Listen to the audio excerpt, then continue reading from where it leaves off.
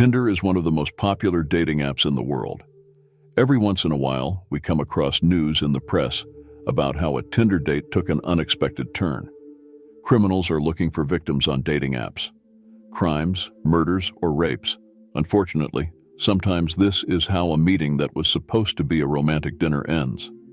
Sydney Loofe was 24 years old. The American woman was a cashier and had recently been living in the city of Lincoln, Nebraska. One day she decided to create an account on Tinder. She hoped that she might meet a nice girl there with whom she could form a relationship. One of the users of the app was a year younger Bailey Boswell. The algorithm made the two women pair up. It started with a simple, "Hey, what's up?"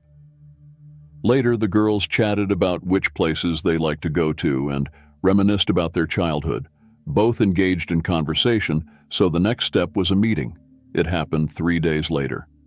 Bailey introduced herself as Audrey. On November 14, 2017, the 23-year-old arrived to pick up Sydney.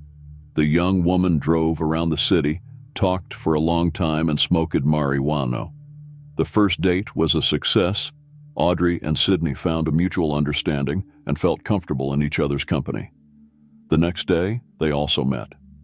Boswell again picked up Loofe from work. However, the second date turned out to be the last for Sydney. Moments before Bailey's arrival, Sydney posted a photo on Snapchat with the caption, "Ready for a date." The girl was very excited that she had managed to meet, it seemed, a nice person with whom she had a lot in common. She was convinced that she would spend the evening of November 15th exclusively in the company of her new friend, and that, as before, they would wander around and smoke marijuana. Bailey, however, had other plans. She invited Sydney to the apartment in nearby Wilbur that she shared with Aubrey Trail. At the time, the 51-year-old man was also Boswell's partner, something Loofe had no idea about. On the spot, intercourse took place, in which Trail joined in. Boswell later claimed that she drove Sydney back to her friend's place afterwards, but it is known that this did not happen. The girl did not return to her apartment, and her parents reported her missing. For 19 days, police tried to find her without success. Sydney did not answer her mother's phone calls, which was disturbing and unlike her. In addition, her parents entered their daughter's apartment and noticed on the spot things Sydney couldn't do without: a cosmetics bag and glasses. The young woman always took them with her if she went away. Mr. and Mrs. Loofe already knew that something must have happened to their child. The anxiety was compounded by the fact that Sydney was suffering from depression and was in the middle of pharmacotherapy. Concern over Sydney Loofe's disappearance also came from her boss. The 24-year-old worked at the store. Leah Shaw, her employer, assured that Sydney was a reliable and dedicated employee, so the fact that she did not show up for work was something unusual. Even FBI agents became involved in the search for Sydney. On December 4, 2017, there was a breakthrough in the case. Sydney's corpse was found in one of the fields in the town of County Center. The perpetrators had quartered her body and put it in 14 bags, which they then abandoned. Police officers did not find all of them. Some of them were open, as the abandoned remains became food for animals. At first, the identity was established thanks to a tattoo the victim had on her arm. It was an inscription proclaiming, "Everything will be wonderful someday." Autopsy results indicated that the 24-year-old died as a result of strangulation with an extension cord. In addition, there were marks on her body indicating violence. Sydney had sustained them during a brutal sexual attack. Injuries were found on her wrists and hands, indicating that Sydney had been restrained. Boswell and Trail were of early interest to law enforcement.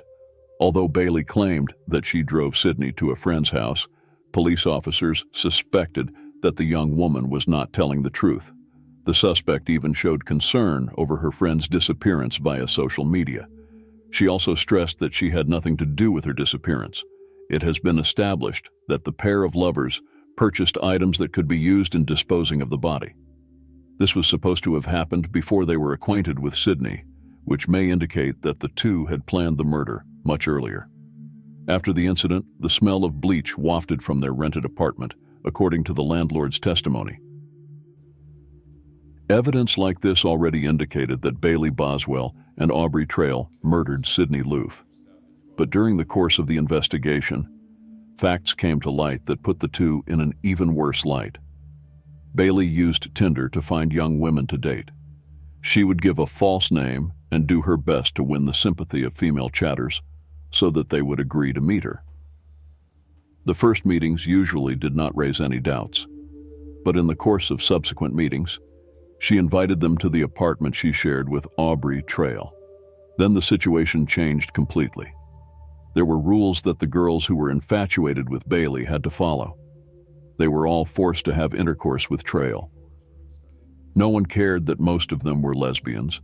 The dominant Boswell was able to get them to do it. "I really wanted to be with Bailey, so I consented," one of the victims later recounted. Aubrey and Bailey forced women into brutal group sex with BDSM elements.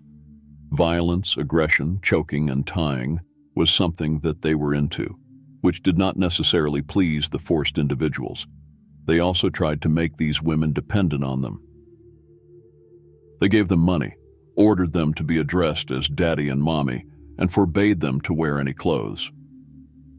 There were also other elements of objectification in these accounts. Women confessed in court that they were forced to wear a collar around their necks and receive their meals in a dog bowl. This is not all, though. Boswell and Trail were also said to have claimed magical powers. Bailey called herself a witch and Aubrey a vampire. They repeatedly fantasized about torturing and killing, often during intercourse. They also wanted to convince women they met on Tinder, who were horrified by this, and usually tried to cut off the relationship. Bailey and her partner then reassured them by saying that if they were going to hurt anyone, it would only be those who deserved it, giving the example of rapists. Over the past 2 years, the defendant's guilt was decided in separate trials. Both Aubrey Trail and Bailey Boswell were found guilty of committing and pre-planning the murder and quartering the body of the victim. The man admitted to killing Sydney, although he indicated that it was not intentional. He claimed that she had agreed to have sex with him and Bailey, which included elements of BDSM. It was all meant to be purely good fun, which turned into a tragedy, according to his explanation.